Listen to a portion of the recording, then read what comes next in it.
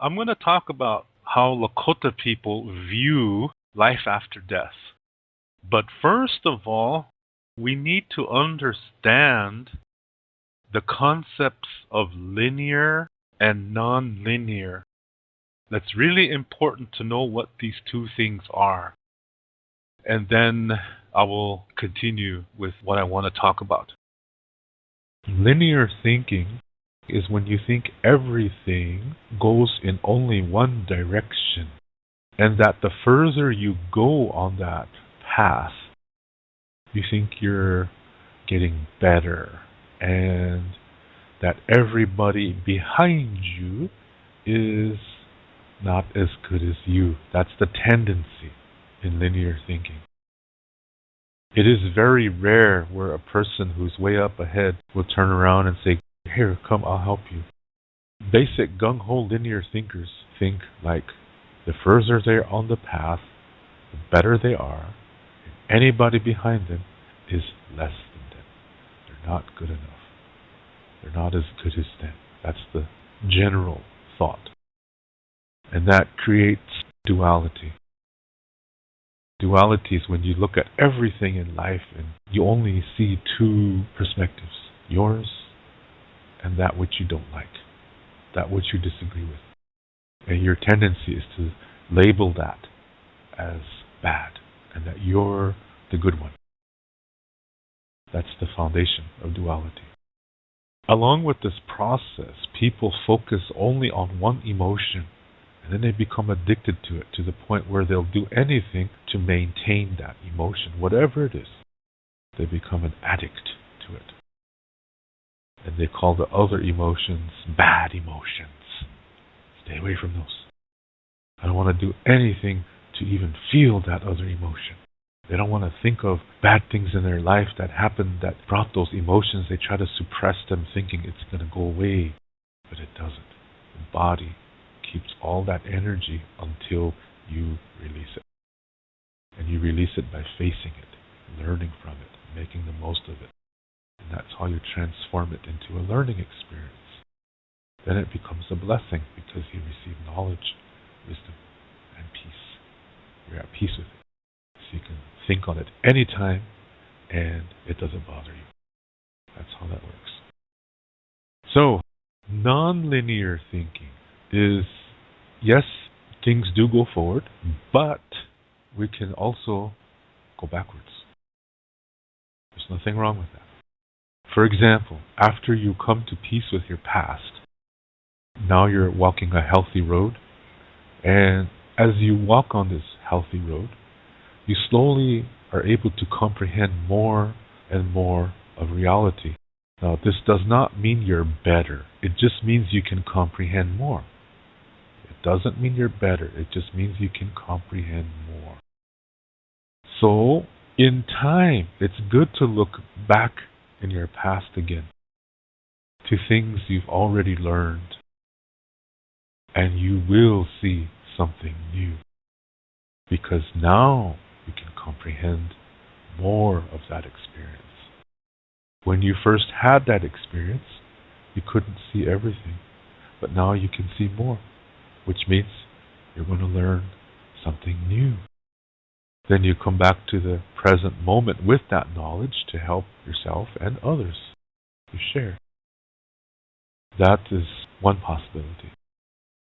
You come back to the present moment because, see, when you come to peace with your past, your tendency is to stay in the present moment. That's a natural thing. That's healthy because the present thought patterns are what create the future. So it's always changing because your thoughts are changing. So it's always going to change. But you still have an influence over it. You still have a power over your future. Even though it may alter day by day, you still are influencing it. That's beautiful. So that's one of the benefits of learning from the past. Then you can also visualize what you would like your future to be like. And then you take some time in private and act like you're already there. And you're enjoying it. Yeah? And it puts a smile on your face, you feel good. These are real emotions. Enjoy them. That process is putting something inside of you that's going to give you inspiration. Then you come back to the present moment again. Now you have something to help you to receive inspiration, to get things done. And it's going to have an influence on your real future. And it will turn out better than you think. So you're learning from the future to help you in the present moment. This is nonlinear thinking, nonlinear living, nonlinear learning. This is why we have no word for goodbye in Lakota language, because everything is circular. What's really important is that you understand what difficulties are. But when you come to peace with your past, that's where you learn it. That's where you learn that difficulties are not a bad thing, and that you can transform them. It's like they're incomplete experiences. And yes, they bring pain and sadness and anger and disappointment and fear and all kinds of things like that. But once you start learning from it and making the most of it, those emotions slowly creep out and peace comes in. They serve their purpose. Now they're out of your body. They won't bother you anymore. You've neutralized it, is what you've done. And that's how you've come to peace with it. So, as you're living your life, and you set a goal for your future, sometimes a difficulty may come out of the blue, just out of the blue. But you know, when you're healthy, that this is not because of something you did. It's time to learn something. And it may hurt. It may look like it's going to throw you off your path. But as long as you stop and take a look at it, face it, learn from it, make the most of it, you're still on that path. You just stopped, but you're still on that path. And as you learn from this, it's going to move you forward, way in the hell up there. It's like you're going to take a big jump. So it actually is getting to your goal faster. But it does require you to really work on it. So that's why healthy people are not afraid of difficulties, even though they scare the hell out of us, they shock us. The first reaction is sometimes is extreme disappointment. We always take time to calm down. Express the emotion in a constructive way, so you don't hurt anybody, anything, including yourself. Go for a vigorous run, go for a vigorous swim. Climb trees. Really work your body as much as you can. Get that energy out. Go someplace and cry and get angry. It's okay to be scared. You let all of this energy out. Then you bring in your mind. This is how you work with your heart and your mind together. You bring in your mind and you say, okay, still hurting a little bit, I'm still mad, I'm still disappointed, I'm still scared, but now I gotta see how I can start learning from this. And maybe you can talk to somebody that you trust, and that they'll help you to calm down too. And they might see something that you don't see, and they can guide you to it. Sometimes that needs to happen. Sometimes you can do it all on your own. And then you work through it, and you're like, I'm feeling better now, I'm feeling better. See, you're still on the road. You're just standing, taking a rest, but you're still on the road. Then, before you know it, you're further than you thought. That, my friends, is non-linear. This is our way. That's what this is. This is the human way. Duality is the root of all problems, and it's important to understand it so that you know how to work it. And when you know how to work it, man, your life is going to really improve quality-wise. And you're going to see so much beauty around you. It's already there. But when you live this way, you're going to see it more and more. And it's really going to make you feel good. That's medicine. And then you understand more than you ever could before. And when blessings happen to you, you enjoy them even more than you did before. So it's a win-win situation when you do your part of learning from difficulties. Now you know what I mean by linear and nonlinear. And religion is a product of duality, and duality and linear thinking go together. So that means in duality and religion, they go hand in hand. Because in religion, it's about only going in one direction only. So, okay, you're born on the earth and you join a church and you get baptized into the church because you can't get into heaven unless you're baptized on the earth when you're still alive. Then you start going to church and do whatever the church asks of you, and then you die. It depends on which religion you're in. You go someplace and you wait for a while before you get into heaven. If you were good. If you're not good, you go to hell forever and ever and ever and ever and ever. So it's only going in one direction. So the further you go, the better it gets, is what it's saying. So if you're a good person, you go to heaven, everything is perfect, there's no pain, there's only happiness, it's always light, there is no dark, the streets are paved with gold, and the rivers are flowing with milk and honey. When long time ago, when the first church preachers were preaching to old Lakota people, this is the description they gave about heaven. And they asked these old Indians, they said, wouldn't you want to go to heaven? And they said, no, I don't want to go there. See, in the Lakota world, first of all, you do not associate good with light. Light is light. It does not mean it's good. It's just light.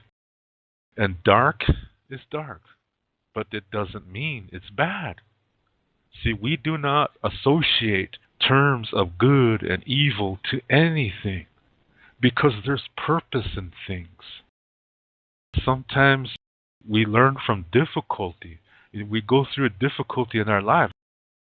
But when you learn from it, make the most of it, it becomes a blessing. But it's up to us. We have to do that. When we neglect to learn from our difficulties, we are the ones who transform it into a mistake. We are the ones who transform it into a mistake because of our irresponsibility and neglect to ourselves and each other. Then it's a mistake. But when we learn from it and make the most of it, it becomes a blessing. So difficulty is not a bad thing in the Lakota way. And light and dark, this is not about good and bad in the Lakota way. This is how life is. That sometimes it's this way, sometimes it's that way. Sometimes we enjoy it, and sometimes we learn. And when we learn, it turns into blessing. So either way, it's going to result in blessing. But we need them both. And when we just try to focus on one, we become addicted. When we try to only force ourselves to feel one emotion, we become addicted. This is why I don't believe in thinking positive. I don't believe in that. Tell that to these girls who get their clitorises cut off, this female circumcision. Tell that to them. They're born into a culture, and this is what they do. And they might be only 12 years old, and their family marries them off to a man who's 60-some years old. They have no choice. Now you tell that girl, oh, just think positive and everything will be okay. Tell that to her. She didn't do anything to deserve that. That kind of activity is created by man, just like religions are. They're created by men to control that which they do not understand and that which they are afraid of, which includes women and anybody who doesn't agree with them. And they use religion to back it up. So, thinking positive, it's not going to work. Sometimes the solution is in the dark. So it's about facing your fears, learning from it. Some people say, hug your demons, because they're going to show you where you still need to work on yourself. If anybody does that, that's your friend. So, light and dark are not about good and bad. Absolutely not. There's a purpose for light, and there's a purpose for dark. They're both important. It's like exhaling and inhaling. If you only focus on the light, and if you say positive is good, and you only focus on that, that's like exhaling all the time. Try that. Let's see how long you live. You have to inhale too. We need the dark. And it's not bad. And the light is not good. We need them both. Just like we need to inhale and exhale. So linear thinking only wants you to do one. Linear thinking wants you to focus only on one emotion. It only wants you to go in one direction. And linear thinking says if you go in reverse, that you are going against yourself. That you are making a fool out of yourself. That's linear thinking.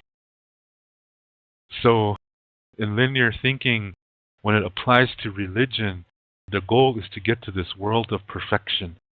And then what? What do? Just sit around and play our harps all day and jam? Jam with our harps and float around and I don't like milk. I don't like honey. I'm afraid if I walk on streets that are made out of gold, I'm afraid I'm gonna fall down. Yeah, my feet are gonna get cold.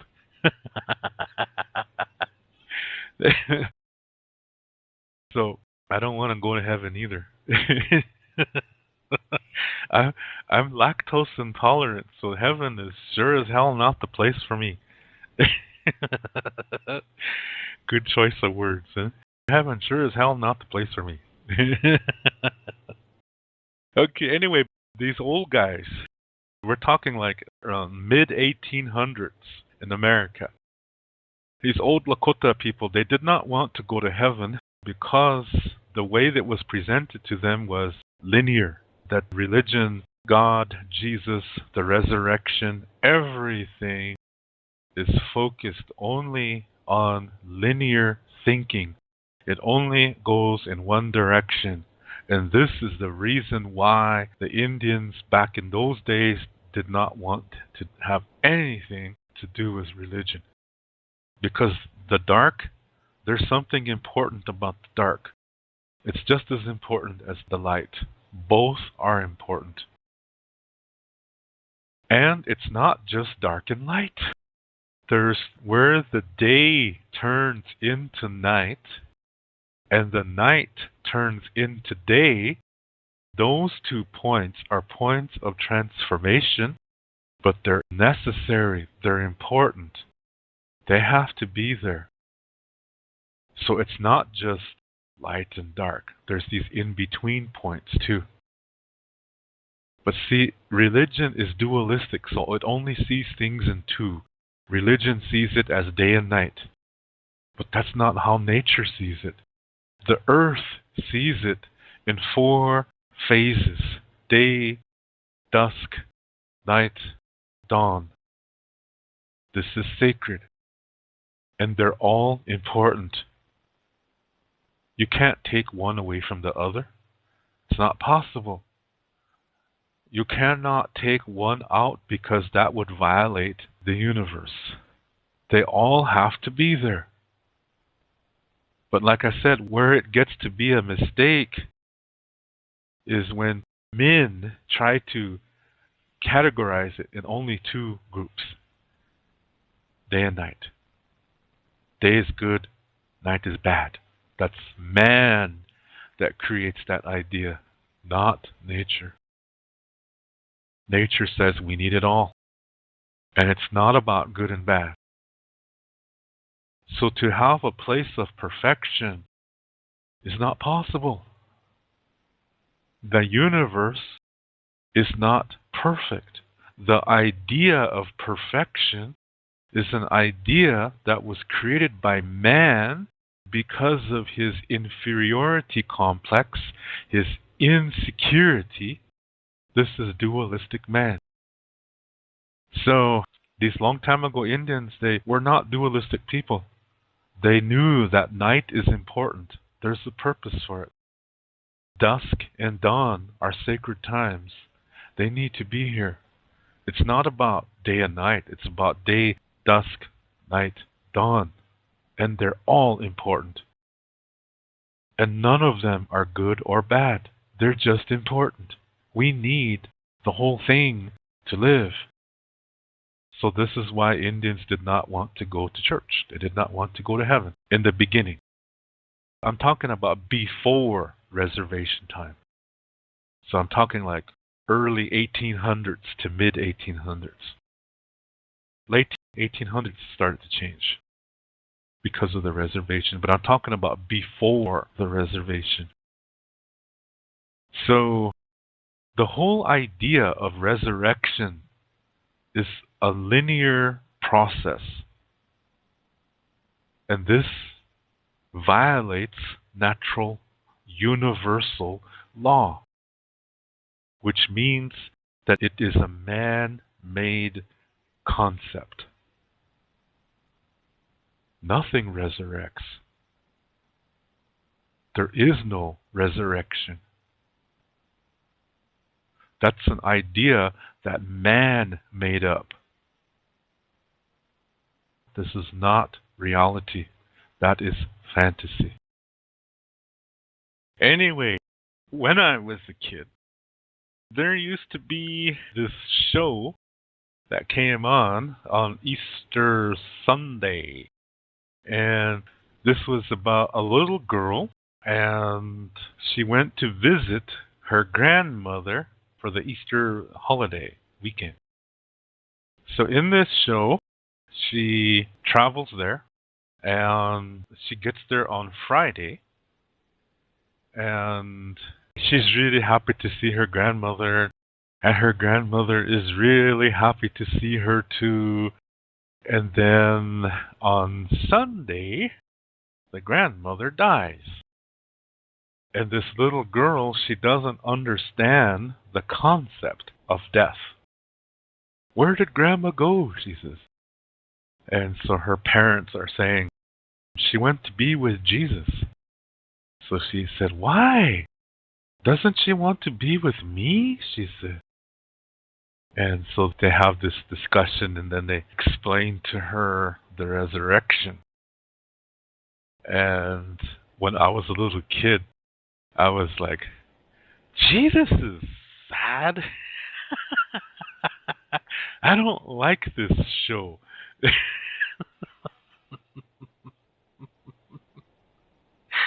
I thought this was going to be about painting eggs and then having the adults hide the eggs, and then all the kids will go Easter egg hunting and have a picnic afterwards. Because that's how I knew Easter. Huh? I didn't like this resurrection nonsense. And so I really didn't like that show. And then I was like, geez, what a crazy show. This is supposed to be for little kids, but it's about dying. And I was like, this is, I don't know about this. I did not feel good when I watched that show. I was troubled. I was disturbed. I wasn't happy that the grandmother was allegedly in heaven with Jesus. That didn't make me happy. I felt sad for the little girl. I thought, that's not fair. It doesn't give you a good enough reason to accept it. So I felt the show was poorly done. I'm a little kid and I'm thinking like this, yeah? I was strange as a little kid. I thought of things that other little kids didn't think of.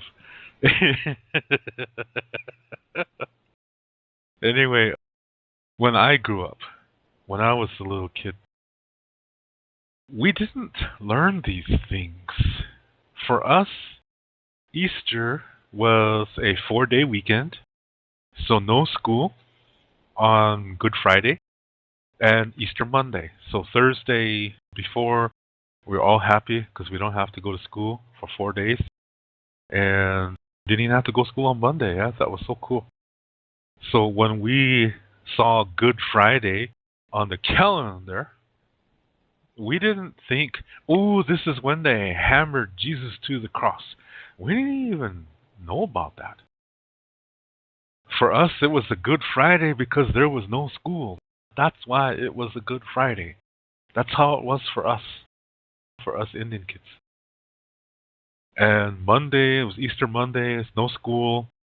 But for us, Easter meant dyeing eggs. That was fun to do that. Parents are making the Easter meal, which for us was roast pork and mashed potatoes and gravy, roast carrots, corn. My mom always ate sweet potatoes. She liked sweet potatoes. So while that's happening, we're usually playing. And then the next day, they have the Easter egg hunt.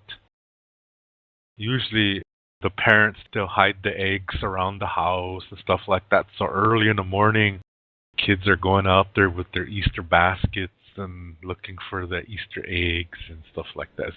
It's just a fun activity. And then, as I grew older, the community did this. There was a little park nearby, and they would hide Easter eggs all over the park. What was good about the community one is sometimes the eggs are plastic, and then there would be a note on the inside that you win a little toy or something. This community one was Saturday morning. So Saturday morning, all the kids would gather at a certain place in the park, and then somebody there, some adult would say, okay, on your mark, get set, ready, go. Yeah, the kids are running all over the park looking for Easter eggs. And if you get one of these plastic ones, you're supposed to bring it to this one vehicle and you show them the note, and there's toys in the back. So whatever the note says, then they give you that toy. And it's just a small toy. Usually they were these airplanes that made out of thin wood that you assemble. Geez, that's a long time ago, man. Oh, wow, I totally forgot about those. Those were so cool. They had a rubber band attached to propellers. Geez, that's one hell of a toy. Oh, man, childhood memories. I so loved them. Or sometimes it was those little rubber ball that's attached to the rubber band, and that rubber band is attached to the ping pong paddle. Yeah. So you hit your little rubber ball like that, dong, dong, dong, dong, whatever. Just little toys like that. And sometimes it was a candy bar. So cool. We had these community-wide Easter egg hunts. They were really, really cool events when I was a kid. But that's it. That is what Easter was for us. And singing that song, Here Comes Peter Cottontail. That's what Easter was for us. It wasn't religious at all. There was no churchy theme associated with it. for us Indian kids. So I didn't learn about this Jesus being nailed on the cross and crucified, and somebody poked him with the spear, and he was crucified with two criminals. Shoot, I didn't learn about that till I was in university. And I saw it in the movie. The movie was called Jesus of Nazareth. And that was the first time I knew about that. That, oh, this is a church thing. Uh-huh. But how in the hell does a Easter rabbit fit in there? And the Easter eggs, where in the heck does that come from? Where in the Bible does it talk about Peter Cottontail? I have no idea. It doesn't. Where does it talk about Easter eggs and dying eggs and stuff like that? What does it say about that in the Bible? It doesn't. See, rabbits reproduce a lot, very fast. In some cultures, rabbits represent ongoing life. Eggs are the same thing. In other cultures, an egg represents this too. Fertility. Fertility leading to life. This is what these symbols mean from certain cultures. And when the Catholics were invading all these countries all over the world, what they did was to get the local people to go to church, they would take some concepts from the local culture and incorporate it with Catholic teachings. And this is how the Easter egg bunny and hiding Easter eggs, that's how all of this came into play. It's forcing a local cultural concepts into a Catholic idea. And then the Christians did the same thing. That's where it starts. That's how churches got people from other cultures to join their church. Was they take a cultural story or some kind of concept, and then they take only the part that fits with the Bible, and then Christianize it. I didn't learn this information till later, till I was in university. Then I started checking these things out because I wanted to know. Why is it that people do this, dyeing eggs and then going around hiding the eggs and then kids picking up the eggs? And why is a rabbit involved in all this? Because rabbits don't lay eggs. So how come the rabbit has eggs? They don't even make sense. So I wanted to know the answer, so I researched it, and that's what I found out. That Catholics used certain ideas from other cultures, and then they Catholicized it. They did the same thing to Indians as well. So a lot of today's Indians believe that when you die, you go to a place called the Happy Hunting Ground. Now, I never heard of that. Happy Hunting Ground. See, it's taking everything that Indians were missing at the beginning of the reservation. Christian brainwashing happened to Indian people in the early 1900s at the beginning of the reservation. See, Indians were forced onto reservations and they couldn't hunt. So, to create something for Indians, to get them to come to church, they have to take something that Indians really want in their life. Because at the beginning of the reservations, it was extreme poverty and starvation. And everything was awful. People were not feeling good at all. So the church priest said, okay, Indians need to be happy. So let's use the word happy. Indians were not allowed to have guns or knives, at the beginning of the reservation, so that meant they could not hunt. Then there's no buffalo. Buffalo Bill, Cody, and some other guys, they almost wiped out the buffalo to extinction. Almost. There was a time in American history where there were only 50 buffalo. Only 50 buffalo were left, from several million down to 50. That's not good. They almost wiped them all out. Just like Indians, they almost wiped us all out too. So the church priests were saying, okay, Indians, they need to be happy, and they're not hunting anymore, so let's present heaven as a place where they'll be happy and that they can hunt anytime they want. And so they developed this concept and called it the happy hunting ground, where Indians go after they die and all their relatives are there. See, this is a heaven concept here. All their relatives are there waiting for them, and they're having celebrations all the time, because every day some Indian is dying someplace.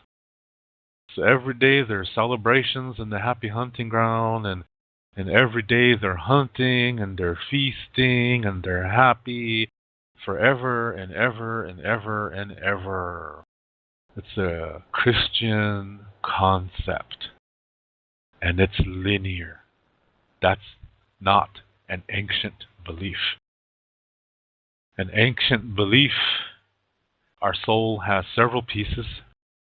One piece belongs to the earth. So when we die, the earth piece returns to the earth.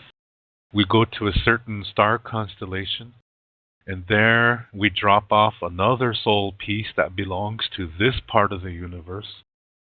And then we have two pieces left. With those two pieces, we go to a certain location, another location, to find out if these two pieces have the same level of development. If they don't, we turn around, we come back to that constellation, we pick up another piece again from the universe. So our soul has three pieces, and then we wait for a child that's going to be born, and then we enter that child when it takes its first breath, and that child already has a piece from the earth. When a woman gets pregnant, as soon as she conceives, the earth gives a piece of her soul to that baby, even though it's just minuscule. It still gets a soul piece from the earth. And so as it develops inside the mother, it has a soul piece, it has emotions, it has a body, and it's forming a mind. So it has four parts of the self. So when the baby is born, it has the earth soul piece in it. And when it takes its first breath, a soul with three pieces, this is a piece of you, a piece that measures you, and a universe piece. Those three pieces join the baby, and they join with the earth soul piece. So when the baby is on the earth, the baby has four parts of the soul and lives its life. However, then it grows up, or whatever happens, and it dies. That cycle happens again. The earth piece returns to the earth. The soul goes back to that constellation, drops off the universe piece, and it goes to this location to see if the levels match. And it keeps doing that over and over and over. This is reincarnation. This means we come to the earth thousands of times. But the lifetimes before are not important anymore. They're done. They're over. What's important is how you live your life now. The most important lifetime is the one that you have right now. It don't matter if you're white or Indian or whatever. That doesn't matter. What matters is how do you live your life? Do you talk to the earth? Things like that. That's how you develop your soul, how you communicate, and how do you receive communication. Do you learn from your difficulties? This is how you develop your soul. Are you emotionally healthy? You have to be emotionally healthy, otherwise your soul cannot develop. It doesn't matter what culture you're from. What's important is how do you live your life. Because let me tell you, I know some guys who do the sun dance. They're drunk all year long. They're beat up their wives, their girlfriends. They're mean to their kids. Next Sundance time comes, they act all holier than thou, and they're just this goody-goody guy and everything. They help old people and everything like that, but as soon as that fifth day comes, they're back at the bar, getting drunk again. So just because a man does ceremonies, that does not mean he's good. Ceremonies are not going to save you. Ceremonies serve a different purpose. So when somebody tells you that he does Satlad ceremonies every day, that does not mean jack shit. When somebody tells you he's a sun dancer, that does not mean a goddamn thing. What's more important than ceremonies is how do you live your life. It don't matter if your culture has no ceremonies. What's important is how do you live your life? How do you communicate to others? How do you receive communication from others? How do you learn from your difficulties? These are what's important. It's not the color of your skin or the language that you speak. It's how do you live your life. That's going to decide if your soul is going to develop or not. So you see, the concept of heaven does not make sense in the Lakota ancient perspective. The happy hunting ground is a Christian concept. And remember what I said with this Christian brainwashing thing. Today, most Native people are incredibly Christian influenced. They believe in a one creator concept. But ancient Lakota Star Knowledge says no. There is no one creator.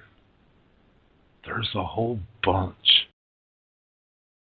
Some of them are male. Some of them are female. Some of them are both gender. Some of them don't even have a gender. What ancient Lakota Star Knowledge talks about, the Christians cannot comprehend it because they're closed-minded. Duality limits your vision. This is why it's important to know what duality is. That's why I talk about it. What is duality? This is what it is. Two concepts. Good versus evil. That's all man-made. Nature does not abide by good versus evil. Not at all. We need to learn from nature. Not from some book written by men. We need to watch and observe and learn from nature, because if it weren't for nature, we would die immediately. Right now we're living a comfortable life. We go to the store, we buy our food, we buy our clothes. Everything is already made. We're so comfortable. But there may come a time when you have to make your own food and you have to make your own clothes. And how are you going to do that? Observing and living with nature is really important.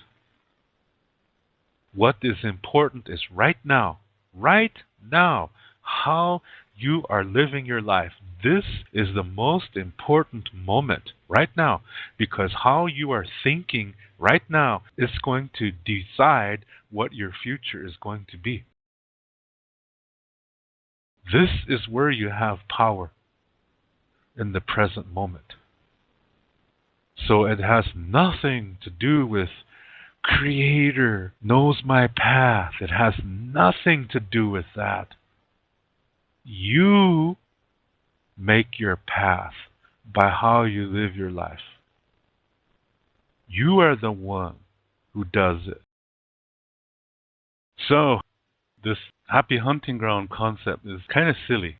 When you look at it from the ancient perspective, it keeps you intoxicated on a false idea, and it's based on fear of death. And if you're not scared of death, it will do what it has to do to scare you. So you will have that fear. That's what duality does. It wants you to have that fear. So if you're not afraid to die, it's going to do something to make sure you do get that fear. That's linear thinking. It's oppressing. It wants you to oppress yourself. In Lakota Star Knowledge, even if a person is afraid to die, this is not a bad thing. It's natural to feel that way. There's nothing wrong with feeling that way, because sometimes it happens suddenly. Sometimes you don't know. So you need to make your life as best as you can with what you have. That's what's important.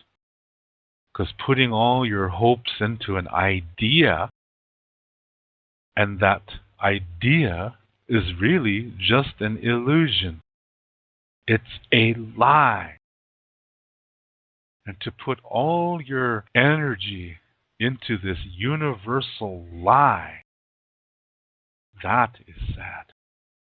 You're really missing a lot of things in your life when you believe in the universal lie of resurrection.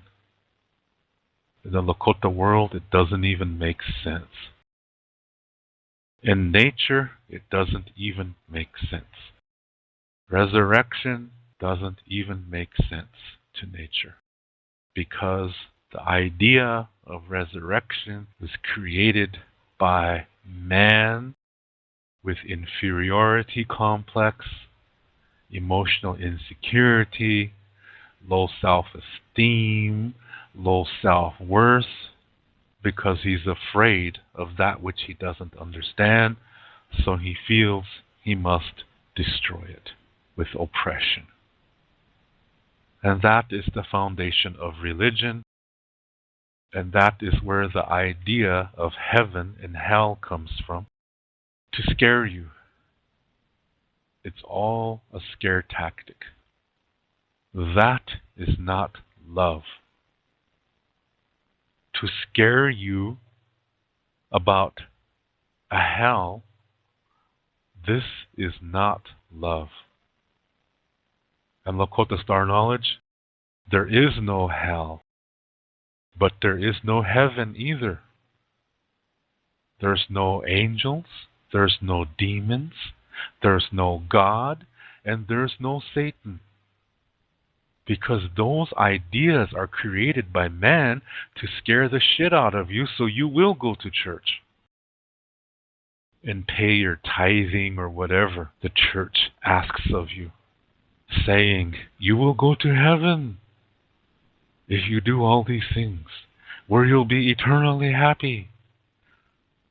That's the life of a junkie. It's not possible. Emotions are a part of learning experiences. They're a part of blessings. We're going to experience all of them many times. Many times.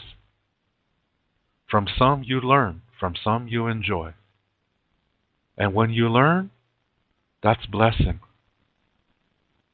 So there is no good versus evil. Positive is not good. Negative is not bad. It's man who created that concept, not nature. So we should be paying attention to nature.